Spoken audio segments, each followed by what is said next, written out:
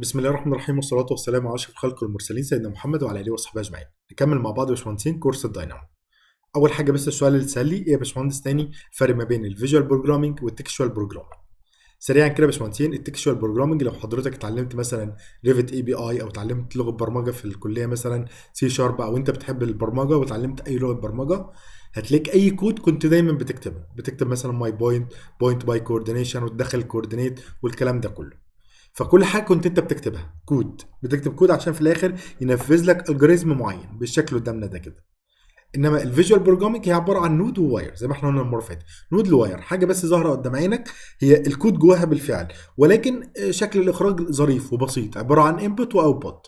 بتقدر توصل واير ببعضها عشان في الاخر تطلع نفس البرودكت الموجود عندك. تمام، ده سريعا ايه الفرق ما بينهم. هنبدا نطبق بقى على الكلام اللي احنا قعدنا نتكلم فيه المره اللي فاتت في المحاضره بتاعتنا. عايزين نبدا نطبق الكلام ده كله على برنامج ريفت. هنفتح الداينامو زي ما احنا قلنا، بنخش على قائمه مانج وبفتح الداينامو من هنا من الريفت عادي خالص جدا، من قائمه مانج، وبروح اشغل الداينامو، بيفتح معايا داينامو بالشكل اللي قدامنا ده كده. طيب، عايز تعمل ايه يا باشمهندس؟ عايزين نبدا اول حاجه نطبق على الكلام اللي احنا اتعلمناه المره اللي فاتت. اول حاجه قلنا انا بعمل سيرش ازاي على اي حاجه. انا مثلا عايزين نتعلم النهارده ازاي اقدر ارسم نقطه باحداثيات كارتيزيا معين. على سبيل المثال في كوردينيشن موجود عندي وانا عايز ارسم نقطه، يبقى انت يا باشمهندس في عندك نقطه عايز تدخل لها احداثيات، يبقى اذا انا ببحث عن حاجه اسمها بوينت باي كوردينيت، بحيث ادخل الاحداثيات النقطه تترسم عندي بمنتهى السهوله. طيب، قلنا ببحث عن اي نود ازاي؟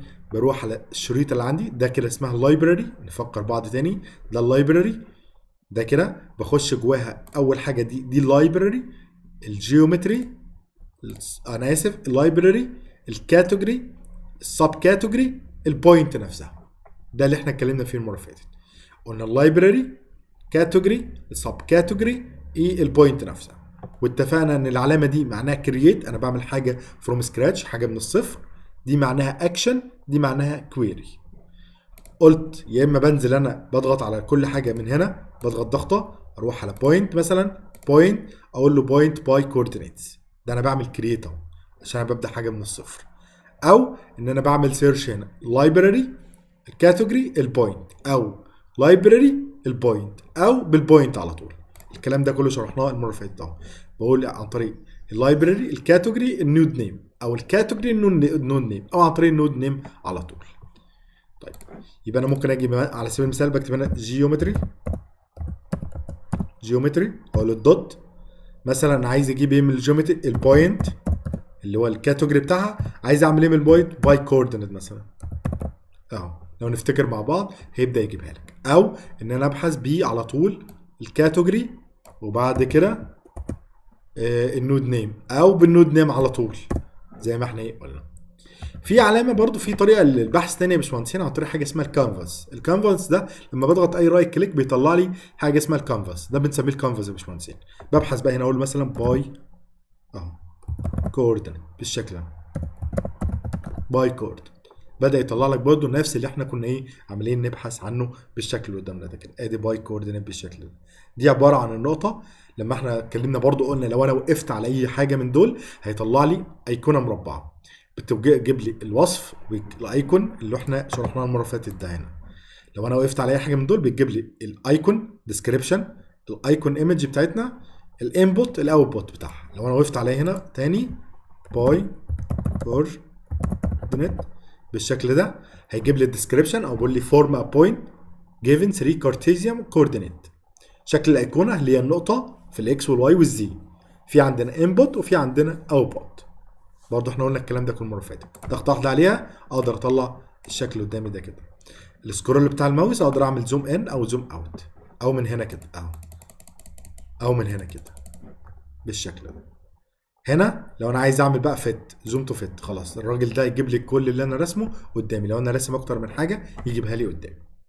ماشي كده يا باشمهندسين؟ يبقى دي كده النود بتاعتنا. يبقى احنا بنبحث من هنا او رايت كليك في الكانفاس وببحث عن اي شيء انا عايزه عادي خالص جدا. طيب، النقطه اللي قدامي دي كده عباره عن نود باي كوردينيت، دي كده نود كرييت. طيب، قلنا النود لو تفتكروا مع بعض التاني يا باشمهندسين، قلنا النود بتتكون من كذا حاجه: النيم، البادي، البورتس، الديفولت فاليو، الليسنج. سريعا كده، رايت كليك بيديك الديفولت فاليو بتاعه، هو واخد ايه؟ ديفولت فاليو عند الصفر والصفر والصفر، عشان كده هتلاقي النقطه بالفعل اترسمت اهي. لو انا رجعت من هنا وقفت على الجراف بريفيو هيجيب لي اهو، ادي الجراف اللي ورا اهو، ده اللي اترسم، ادي النقطه اترسمت عند الديفولت اللي هو الصفر والصفر والصفر. هرجع تاني اعمل سويتش تو نافيجيشن، كنترول بي، شايفين كنترول بي، وهنا ده كنترول بي اهو، كنترول بي اهو، من هنا كده كنترول بي ارجع له تاني عادي خالص جدا. ده هنا كده النافيجيشن التاني، الجراف بالشكل اللي قدامنا ده كده، تمام اهو. ده اللي احنا اتكلمنا فيهم المره اللي فاتت برضه. ادي النقطه الموجوده عندنا برضه شرحناها في المحاضره بتاعتنا، الناس لو تفتكر معانا قلنا في الجراف بريفيو وفي عندي 3 دي بريفيو، تمام. الجراف بريفيو اهو، وادي 3 دي بريفيو بالشكل اللي قدامنا ده كده. طيب دي النقطه عندي هي يا باشمهندسين، دي البوينت الموجوده عندي او النود اللي انا عملتها. النود دي واخده ديفولت فاليو زي ما احنا قلنا عند الصفر والصفر والصفر. طيب انا عايز اعمل اكشن عليها، يعني انا عايز مثلا اقول له لا انا عايز ارسم نقطه وليكن عندي احداثي في الاكس بواحد، الواي باتنين، الزد بتلاته مثلا. فانا عايز اعمل اكشن، يبقى انا بدور على داله، او انا اسف بدور على النود تعمل لي اكشن. نروح على الجيومتري، على البوينت، على البوينت اشوف حاجه تبع الاكشن اهو. دول بيعملوا اكشن، بس دول بيعمل اد بروجكت سب تريد. انا مش عايز الكلام ده كله، انا عايز حاجه وليكن هتعمل نمبر، من اشهر الدوال اللي عندنا نمبر اهو. ايه هو النمبر ده يا باشمهندسين؟ ده اللي بيعمل اكشن عندي بقى، تمام. حتى تلاقي نفس العلامه بتاع الاكشن اهي، شايف اهي، بيعمل ايه؟ اكشن. يعني مثلا على سبيل المثال انا عايز اقول له الاكس هديلك برقم وليكن بواحد، مفيش حاجه اتغيرت. ليه؟ لان حضرتك نسيت العنصر الثاني الاساسي المكون عندنا للجراف بتاعنا. ايه هو؟ ان انا عندي النود وعندي واير، دي النود وفي واير لازم اخرج واير، شايف ضغطه واحده بس كده من الاوتبوت اوديه لحد الانبوت. طول ما الخط داش كده معناه انه ايه؟ لسه حر، لسه ما مسكش في اي داله تانية. مجرد بس اروح هنا اهو، حتى تلاقي الخط بتاعه بقى لونه سيان اللبني، بتلاقي على طول ان احنا خلاص ادي الجزء اتعمل عندنا. وعشان احنا عاملين الاكسكيوشن بار، عاملين ان هو اوتوماتيك، فاوتوماتيك ايه؟ اي حاجه بتعملها هو اوتوماتيك ايه؟ بيعدلها. يعني مثلا على سبيل المثال لو انا ضغطت من هنا تاني ومشيت بيعمل بريك للخط بتاعنا، شايف حتى النقطه رجعت تاني. هو عشان انا مختار اوتوماتيك فتلاقي كل حاجه بتتحدث. لو رحت على الواي شايف بيروح على الواي، من هنا كده اهو اروح على الاكس عادي خالص جدا. ممكن اخليه مانيوال لو انا اللي عايز انقي اعمل، بس طبعا السكريبت بتاعنا بسيط، فانا هختار اوتوماتيك عشان ايه؟ كل حاجه اعملها تبدا تتحدث قدامي، تمام. يبقى دي كده اسمها النود، دي كده النود ربطت ما بينهم بالواير. الواير ده بقدر اشيله ان انا بضغط من هنا وارجع بالشكل ده اهو، او كليك يمين عليه. طيب خلاص مش مهم، بالشكل ده من هنا كده لهنا كده. طيب خلاص، يبقى انا بقى الطريقه دي ان انا بعمل بريك لللاين الموجود عندي. ماشي كده يا باشمهندسين؟ يبقى كده النمبر وادي البوينت بايت كوردينيت بالشكل اللي قدامنا ده كده. طيب انا عايز اعمل كمان داله زي دي هنا تحتها عشان ادخل احداثي للواي بالشكل ده. عايز ادخل احداثي للواي، ممكن اقف عليها كنترول سي من الكيبورد، كنترول في يعمل لي داله جديده واعملها ديليت عادي خالص جدا، او اقف عليها من قائمه اديت كوبي وبعد كده ارجع اديت بيست بالشكل اللي قدامنا ده كده. يبقى انا عندي اول طريقه اديت، خد بالك هو كل حاجه بتعملها بيعمل لك الشورت كات جنبها كنترول سي وكنترول في. يبقى انا بختار من هنا كنترول سي كنترول في او اديت كوبي بيست، او اسهل طريقه هي دي اللي انا بعملها على طول، اقف اختار النود كنترول وافضل ضغط على كنترول واسحب بالماوس اهو، اسحب بالماوس على طول يعمل لي دوبليكيت بالشكل ده. اسحب بالماوس يعمل لي دوبليكيت بالشكل ده. اربط ده وليكن بالواي واربط ده بالزي، شايف اهو، وليكن ده خليها 2 اخلي ده 3. هلاحظ ان النقطه عندي خدت اهو. لو انا رحت بقى هنا لل 3 دي بريفيو بعمل بكليك يمين كده يا باشمهندسين، بلف اربط كده عشان اعمل دوران بكليك يمين بالشكل ده اهو، دوران. السكرول عشان اعمل بن كان ايه ماسك الشاشه، بلف بكليك يمين بالشكل اللي قدامي ده كده اهو. يبقى انا كده ايه عملت اول سكريبت موجود عندي. في داله كمان او في نود عندي بقدر استخدمها ان انا اشوف كل حاجه، اسمها الواتش. رايت كليك على الكانفاس واقول له واتش. في عندي واتش في 3 دي واقدر اشوف في 2 دي، اللي يعجبك تقدر تختاره، وليكن خلينا في 3 دي اهو. ارجع على البوينت من هنا واروح جاي مدخلها في هنا اوتوماتيك، شايف اهو. تقدر تضغط جواها وتعمل عادي خالص نفس الكلام. السكرول بتاع الماوس تفضل ضغط عليه كانك بتعمل بان، والكليك يمين كانك بتعمل اوربت بالشكل ده. طيب رايت ممكن اعمل برضو اعمل 2 اوتبوت من نفس النقطه، يعني ممكن اعمل تاني سيرش على واتش. انا عايز اشوف الحاجه في 2 دي، يعني عايز اعرف احداثياتها والكلام ده كله اهو. هجيب ده هنا كده، اخد برضو من البوينت هنا اروح جاي ضغط هنا، شايف اهو. قال لك ان انا قاري، شايف في العلامه دي كده يا باشمهندسين، ان انا اقدر اكبر واصغر عادي خالص جدا اهو. بيقول لك ان انا قاري النقطه احداثياتها في الاكس بواحد، الواي باتنين، الزد بتلاته. هي ايه نفس النقطه دي، شايف هي نفس النقطه دي. ارجع اعمل تاني فيت عشان يجيب لي الشكل اللي قدامي ده كده. اختار كل ده واقول له فيت بالشكل اللي قدامنا ده كده. تمام. يبقى انا عندي داله بتعمل كرييت، ان انا بعمل كرييت فروم سكراتش، مفيش حاجه موجوده انا بعمل لها كرييشن. داله بتعمل اكشن، سواء كنت عايز مثلا ادخل نمبر احداثيات، اكبر اصغر. داله واتش ان انا اقدر اشوف الريزلت الموجود عندي بالشكل اللي قدامي ده كده يا باشمهندس. يبقى احنا كده اتعلمنا حاليا دلوقتي ان انا لازم اربط ما بين النود والنود بواير عشان خاطر يقدر يعمل الاكشن بتاعه. تمام. السكريبت اللي قدامي ده بربطه ببعض عن طريق نود وواير. السكريبت عباره عن نود وواير. تمام. النود نفسها ممكن مثلا اقول له، عشان الراجل مش فاهم يعني ايه كلمه نمبر دي، دبل كليك عليها فوق واعمل لها رينيم، اقول له وليكن اوريجن اكس، اديني الاوريجن في اتجاه الاكس بالشكل ده. هتلاحظ ان الراجل هنا كتب لك جنبها رينيمد، ان الداله دي اتغيرت بقى ليها اسم رينيم. هنا اقول له كنترول في اوريجن واي، كنترول في اوريجن زي بالشكل ده. يبقى انا كده ايه عرفت له ان انا اي واحد ده هيجي يدخل بعد كده هيستخدم السكريبت ده، هيبقى عارف ان ده احداثيات النقطه في الاكس بكام، الواي بكام، الزد بكام، عشان خاطر يقدر يدخل النقطه اللي عنده. ماشي كده يا باشمهندسين؟ طيب تمام. دي كانت حاجه مهمه جدا.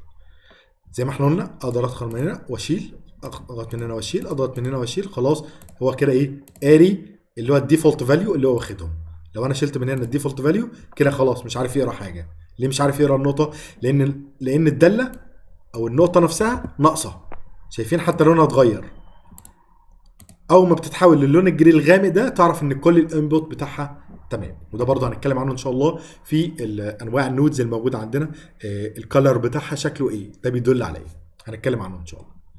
في حاجه افضل دلوقتي بدخلها برضه في الاكشن بس بتكون دايناميك اكتر، يعني برضه النمبر، بس حاجه اسمها انتجر او سلايدر، نمبر سلايدر. شايفين نمبر سلايدر. تعالوا كده لو ربطنا ده بده، شايفين دايناميك، اقدر ادخل بص لحد ما انا عايز اهو. طب الرقم الماكسيمم ده جابه منين يا باشمهندسين؟ والمينيمم ده جابه ازاي؟ طب والزياده دي اللي بيزيدها دي جابها ازاي؟ يعني 8 بقت الرقم ده كل ده جابه ازاي؟ شايفين الاكليبس اللي هنا ده اقدر اصغر واكبر هقول له ماكسيمم، وليكن الفانكشن بتاعتي دي اخرها وليكن لحد 20 متر اخرها، والستيب بتاعتي كل متر مثلا يعني. فبص كده اهو، شايف اهو، ادي السلايدر. اقدر اعمل كولابس له عادي خالص جدا. تمام. يبقى دي حاجه اسمها دايناميك اكتر اللي هو النمبر سلايدر. تمام. عايزين اعمل واحد كمان منه، اروح جاي مختار من هنا. لو مثلا انا عايز الثلاثه زي بعض، الاكس والواي والزي، خلاص يبقى اربط من نفس نقطه، اقدر اخرج برضو اكتر من حاجه. شايف؟ يبقى الثلاثه هيتغيروا مع بعض بنفس الفاليو اهو. شايف النقطه في الاكس والواي والزي نفس الفاليو هتتغير. لا يا باشمهندس انا عايز ادي لكل واحده منهم فاليو مختلفه. كنترول واعمل من هنا كنترول وافضل ضاغط وانزل بالسهم هيعمل لي دوبليكيت. اختار كنترول وافضل ضاغط واعمل بالشكل ده. اعمل لده كولابس، اختار من هنا واختار من هنا لهنا بالشكل ده. بالشكل ده كده يا باشمهندس. يبقى انا كده ايه، قدرت اقدر اعمل فانكشن بمنتهى السهوله. ممكن ادخل معاها الرقم اللي انا عايزه، ممكن استخدم السلايدر بمنتهى السهوله بالشكل ده. يبقى ده اللي كرييت او النود بتاع الكرييت والنود بتاع الاكشن والنود بتاع الواتش، الثلاثه كونوا لي سكريبت اقدر استخدمه عشان اعمل نقطه باستخدام الكوردينيت يا باشمهندسين. يبقى احنا كده النهارده يا باشمهندسين اتعلمنا مع بعض ازاي اقدر اعمل نود. ماشي، النود نفسها الموجوده عندي ازاي اعمل لها اكشن، الاكشن اقدر ازاي اعمل له واتش عن طريق داله الواتش. كمان اتعلمنا ازاي اقدر اربط ما بين النود والنود عن طريق الواير، ازاي اعمل بريك للواير اللي موجود عندي افصله. لو عندي نقطه اقدر اخرج اكتر من بورت ليها، يعني من البورت الواحد اقدر اخرج لاكتر من انبوت تاني للبورتات. ونفس الكلام من هنا كده اقدر ادخل من اوت بوت اخرج لاكتر من انبوت بالشكل اللي قدامنا ده كده يا باشمهندسين. اتعلمنا ان رايت كليك لو انا رحت لل 3 دي بريفيو رايت كليك بيعمل اوربت. اتعلمنا ان السكرول اللي هو العجله بتاع الماوس تقدر تعمل لي بن لو انا عايز امسك الشكل اللي قدامي ده كده. هنا لو انا عايز اعمل زوم تو فيت عشان يجيب لي كل حاجه قدامي. هنا لو اخترت كل الداله وقلت له زوم تو فيت هيظهرها لي قدامي بالكامل. زوم ان، زوم اوت، ده علامه البن اللي هي ايه، اللي هي بالظبط كاني بضغط على السكرول بتاع الماوس عندي بالشكل ده. اتعلمنا الكانفاس رايت كليك هنا اقدر ابحث فيه ازاي اكتب اللي انا عايزه فيه عادي خالص جدا، والسيرش من اللايبراري بتاعنا بمنتهى السهوله. موضوع النهارده كده حاجه بسيطه عشان نفهم اللي احنا اتكلمنا فيه المره اللي فاتت. شكرا والسلام عليكم ورحمه الله وبركاته.